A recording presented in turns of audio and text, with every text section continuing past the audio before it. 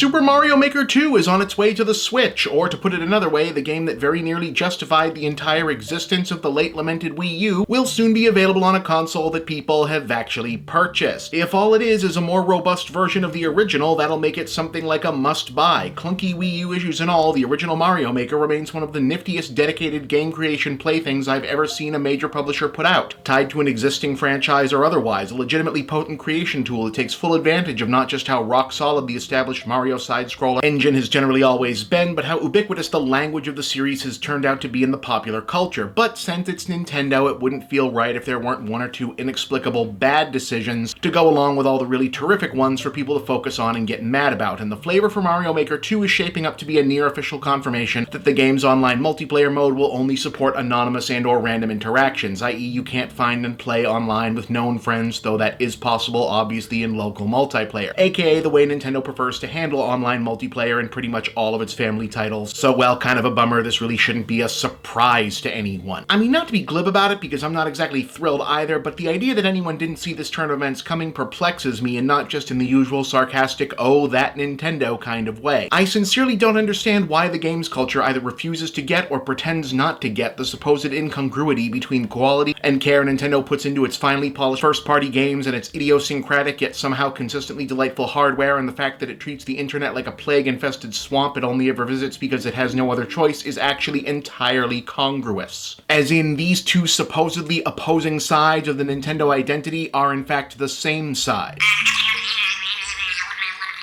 No, I don't think it's too verbose or purple. We have a sophisticated audience. Okay, fine, I'll explain it a different way. Folks, let me put it simply. Have you ever perhaps considered that these games aren't lovingly crafted joy delivery art objects in spite of so little attention being given to the online component, but because so little attention was paid thusly, that the reason Nintendo first-party Menagerie has been allowed to remain, for the most part, the last largely unspoiled walled garden of golden age gaming purity and what's otherwise a nuked-out hellscape of an industry seemingly dead set on staging its own managed apocalypse without the managed part, is that it is a walled garden in the first place? One of the most frequent shorthand descriptions from what's now 2 generations and counting of quote-unquote adults in the gaming scene regarding whichever new Nintendo product is captivating our emotional imagination is, "I feel like a kid again," which is pretty much the market Nintendo has had cornered ever since they rescued console gaming from oblivion by pretending the NES was basically a bonus gift you got with a cool toy robot. Will you be the one to witness the birth of the incredible Nintendo Entertainment System? The first to play with Rob, the extraordinary video robot. Batteries not included. He follows the commands you put on the screen, so you get to the dynamite before it explodes. Will you be the one to raise the incredibly accurate zapper and play games like Duck Hunt? Will you be the one to experience the Nintendo Entertainment System? Comes with Rob, Zap. And look, I'm right there with the rest of you. Nintendo are pretty much the only people making their kinds of games as well as they did back when you and I first encountered them in our gaming youth. And, well, do you remember what online multiplayer was like in your gaming youth? Because chances are it was extremely niche, infrequent, and decidedly not omnipresent. And that's for you younger folks. For people my age, it was a thing that didn't exist yet. The things people say they like about stuff like Smash Brothers, Mario Odyssey, Breath of the Wild, Mario Maker, and other signature Nintendo material, the polish, the attention to detail, the fact that they come out after rigorous testing and feel like labors of occasionally disturbing devotion from designers like Sakurai, who apparently still hooks himself up to an IV drip so he can put in the hours. Seriously, dude, please take a vacation, you've earned it. These are things that come about largely because they aren't having resources siphoned off to run entirely separate massive business teams just to make online play infrastructure work. And that's to say nothing of the toxic state of the internet itself. I mean, let's get real here. The point at which online gaming was this vibrant and exciting thing was over a decade ago, a period during which Nintendo was mostly on the sidelines of AAA, banking handheld and motion control money, and had no real reason to engage outside of proving that yes, people will pay way too much money for the momentary endorphin hit of downloading 8-bit games they sort of remember liking as kids. Today, online play outside of specific games that are only made to be played online and maintained with rigid, expensively staffed quality control teams, it's basically a shit show where most of the time you're there is going to be spent dealing with the joint annoyances of being harassed by middle school racists or nagged for cash by whatever pay-to-win loot box gambling scheme is keeping the game in question quasi-profitable. Now, you know it's not always easy to figure out what Nintendo is thinking. Why?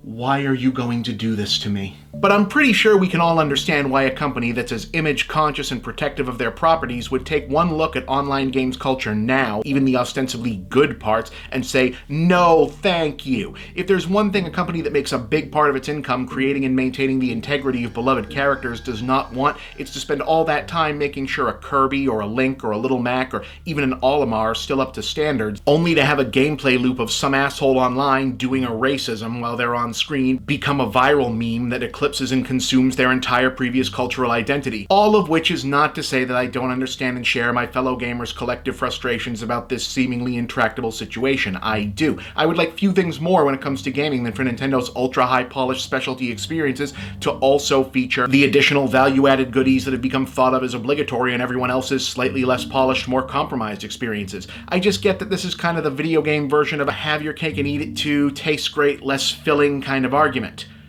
Wow, that's kind of too old of a reference, right? Great cake, less filling.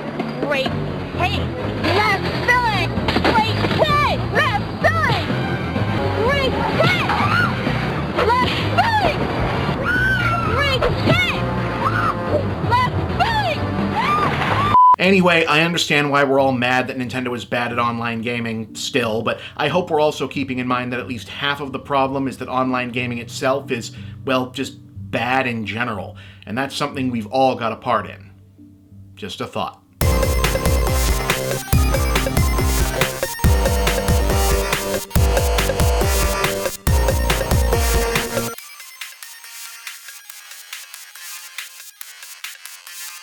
Ha! Google Stadia, Apple Arcade, Bob only knows who or what else is dropping at PAX East and getting underway in Boston right now. American Big Tech has declared that the age of streaming games has arrived because they say so. Is cross-platform compatibility easy and universal enough for it yet? No. Is it appreciably more convenient than a physical media solid-state console? Nope. Has broadband access become universal and/or universally affordable and reliable enough, even in relatively wealthy nations like the United States, for any such platform to be truly ubiquitous? Not even close. But the methods of charging you for it, those are working just fine. So the McDonald's and Starbucks of the digital dystopia have decided that this is how they're going to train the next generation of early adopters to want video games and hope it takes off well enough that Sony and/or Microsoft eventually have to come slinking over like, okay, how much to partner up, and Nintendo maybe keeps on outrunning the Reaper, who can say. Now look, gang, I try to keep as open a mind as I can about all things modern gaming for someone who's been known to lose interest in newer AAA titles as soon as someone tells me to start climbing a fucking tower to unlock parts of the map. But I'll admit up front that I'm a physical media guy. Yeah, I dig Netflix and Prime, and I use Live and Nintendo Store and rest in peace Wii Shop and Virtual Console, but the general idea of download-only consoles sends me mentally right to the library scene from The Time Machine, the good time machine from 1960.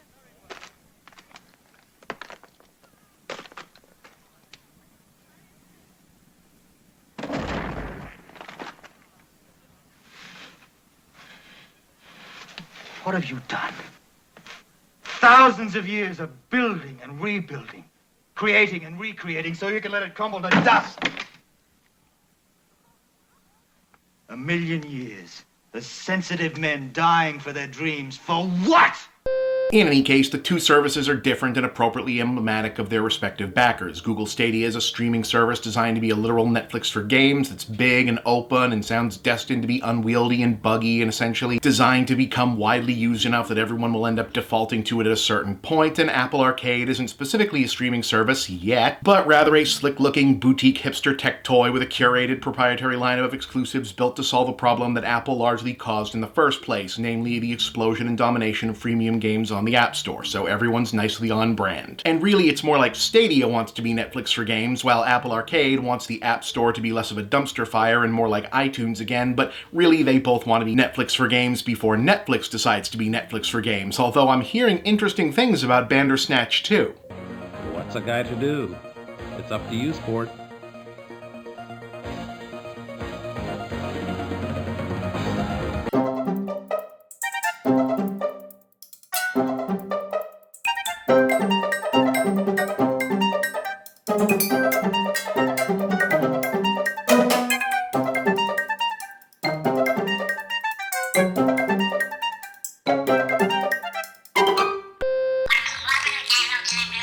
A couple of people got it.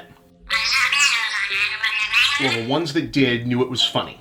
Anyway, as is usually the case in this absurd excuse for an industry, both services are eager to tell you everything except when it's coming and how much it's going to set you back, but this time with the additional obfuscation of apparently not telling developers how they're going to get paid either. See, film and TV streamers like Netflix and however many other goddamn services we're expected to fucking use now, they all either pay to license content that's already been made and paid for or produce it themselves. We all know that's not how this is getting done here. You're all losers! You think you're cool because you buy a $500 phone with a picture of a fruit on it? Well, guess what? They cost $8 to make, and I pee on every one. And that's important because however the developers will be paid is going to determine what kind of games get made, and if either of these take off, that means it's going to shape the future of the industry the same way arcade trends moved in waves from shooters to mazes to hop and bops to racers and guns and fighting games, and then long play platformers, action adventure, and RPGs didn't get to take off until consoles and PC were up to snuff at home. The expectation is that some, possibly most, of Apple Arcade's developer revenue could come from total time played on individual titles. Now think about what kind of design choices that could encourage, bearing in mind that we're in part talking about this because Apple's policy decisions let the freemium avalanche bury the App Store in the first place. But here's my problem. See, I'm not against streaming games in theory for the same reason I'm not against streaming anything else in theory. It's a great way for smaller titles to get out there and try things out before you commit to buying them,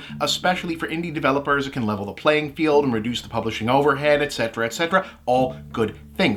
I didn't have a problem until streaming stopped being a lovely complement to physical media and became an excuse to stop manufacturing physical media. Not just because it's inconvenient to the way I prefer to consume and own media, but because it's always led eventually to a way for media companies to lock you into a business model where you're permanently reliant not only on the service itself, but the broader company's continued success and your loyalty to that success to continue having access to what you thought you owned. Silly me, I thought the whole point of cloud gaming and liberating you from the singular device was to get us out of the console war mentality. Oh, and Stadia is supposed to direct integrate you to YouTube, which as ideas for things to plug your business directly into is right up there with, you know what might actually make a good source of energy? The actual hell. Where we're going, we won't need eyes to see.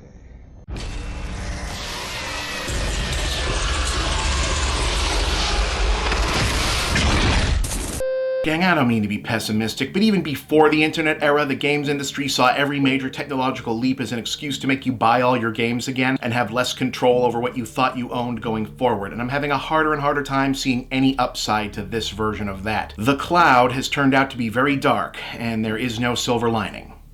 Just a thought.